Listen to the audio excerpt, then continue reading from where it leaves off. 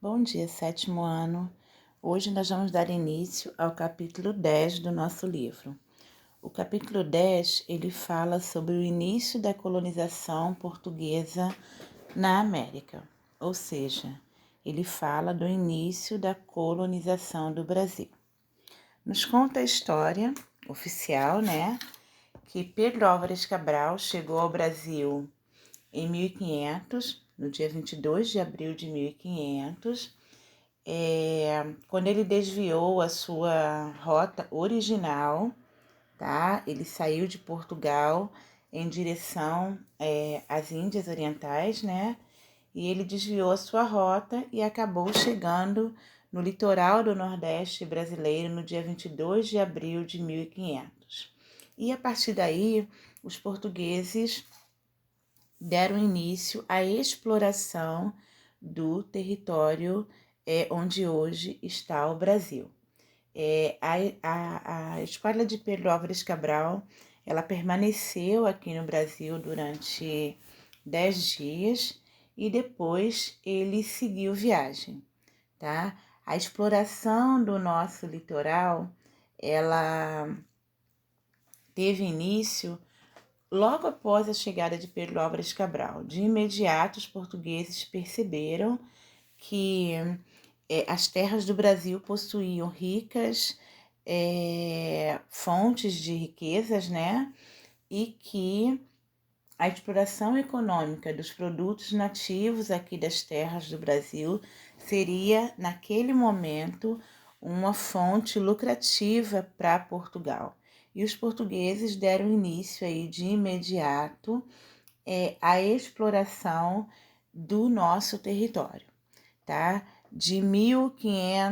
Entre 1501 e 1503, Portugal enviou algumas expedições aqui para o território brasileiro. Essas expedições eram chamadas de expedições de reconhecimento de território, onde eles navegaram no litoral brasileiro, desde o Nordeste até o Sudeste, Até a região de São Vicente, onde hoje está São Paulo. E a primeira riqueza explorada pelos portugueses aí foi o pau-brasil. O pau-brasil, uma árvore nativa que os europeus já conheciam. Essa árvore era conhecida também como pau de tinta, porque ela fornecia um corante vermelho que era muito apreciado pelos europeus, além da madeira. A madeira em si também era muito apreciada pelos europeus. E os produtos da terra, Vários produtos tropicais que os portugueses conheceram aqui no Brasil e que eles enviavam para a Europa. Para explorar o pau-brasil, os portugueses fundaram aí ao longo do nosso litoral as primeiras feitorias. Desculpa, deixa eu voltar aqui. As feitorias eram entrepostos comerciais onde os portugueses armazenavam aí as toras de pau-brasil. Eles se abrigavam nesses locais e armazenavam as toras do pau-brasil, assim como outros produtos que eram explorados aqui nas terras do Brasil. As feitorias, elas constituíam também o núcleo de defesa do território, tá? Os portugueses guardavam nelas aguardente, armas, entre outras coisas. Ao longo do início do período que a gente chama de pré-colonial, que é o período que foi de 1500 a 1530, quando os portugueses somente exploraram as terras do Brasil, eles não tinham iniciado a colonização, a ocupação da terra ainda. Essas feitorias, elas eram importantes tanto para a proteção dos portugueses, quanto para armazenar produtos e também para a defesa. Ela era um núcleo de defesa. Muitas feitorias viraram cidadelas, ok? A exploração do pau-brasil, ela era feita principalmente com o trabalho indígena.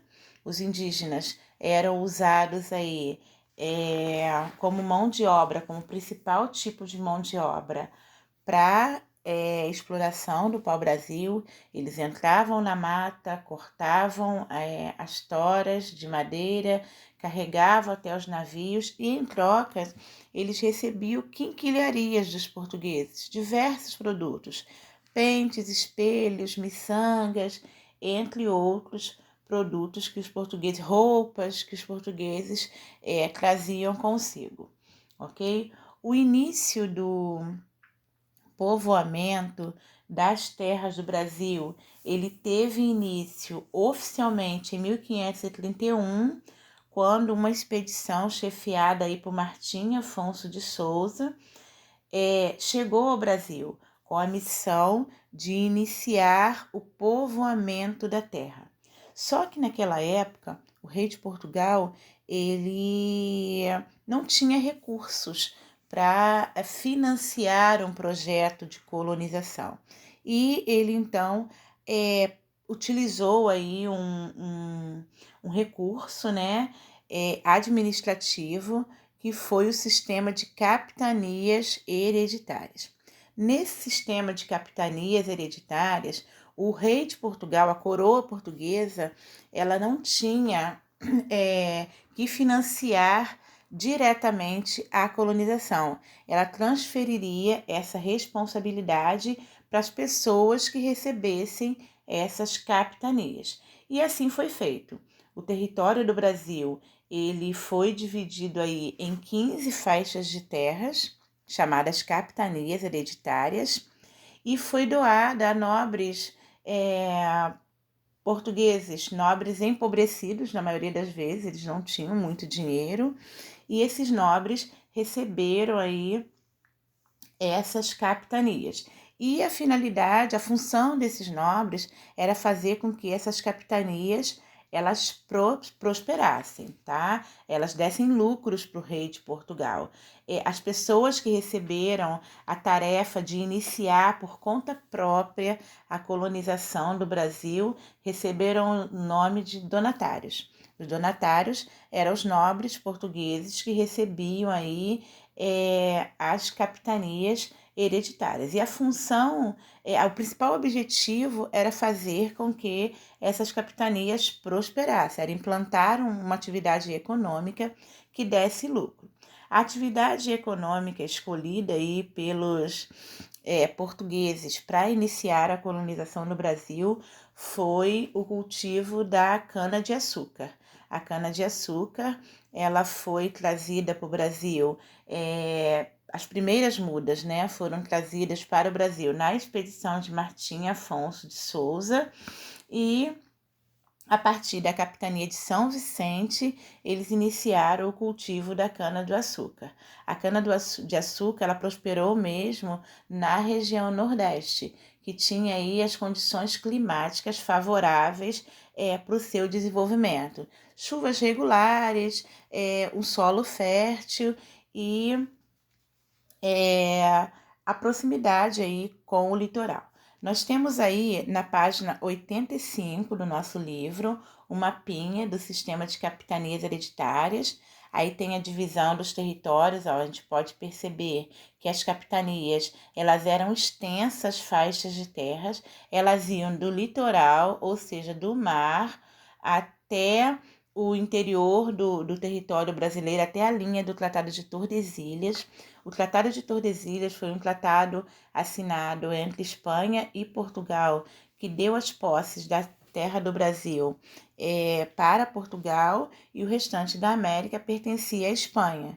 Só que a linha de Tordesilhas, ela era uma linha imaginária reta, e só que ela não estava riscada no chão, não dava para perceber de imediato. E nós vamos perceber que mais adiante isso vai acabar gerando um problema para a coroa portuguesa e para a coroa espanhola também, tá?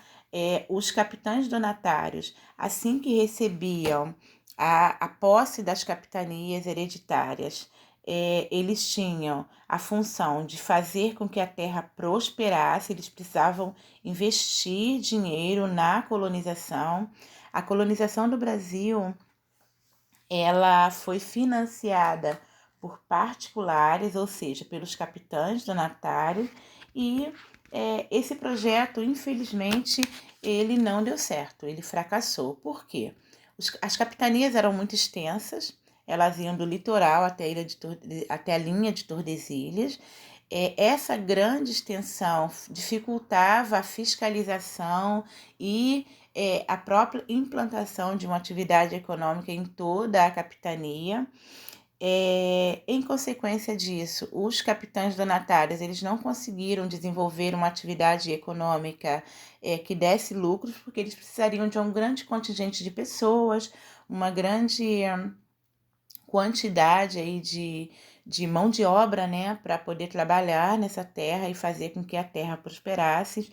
Muitos deles não tinham dinheiro para comprar os escravos, que era o principal tipo de mão de obra utilizado aí na implantação da monocultura da cana-de-açúcar. Nós vamos ver mais adiante que a mão de obra escrava, escrava africana, foi o principal tipo de mão de obra usado no Brasil no período colonial e, em consequência disso, essas capitanias fracassaram, tá? Somente 2 capitanias prosperaram, a capitania de Pernambuco e a de São Vicente. O projeto das capitanias hereditárias, ele acabou fracassando pela falta de recursos que os capitães donatários tinham para trabalhar na colonização do Brasil, tá? Na próxima aula, nós vamos falar sobre o governo geral e sobre as atividades econômicas desenvolvidas aqui no Brasil durante o período colonial, sobre a ação dos membros da Igreja Católica e dos jesuítas na colonização do Brasil, ok? Por hoje a gente fica por aqui, tá? Nós vamos fazer os exercícios lá da página 84. Essa página aqui, ó, tem 3 perguntinhas, tá vendo? Nós vamos fazer essa atividade e na próxima aula nós falaremos sobre o governo geral, ok? Uma boa aula para vocês.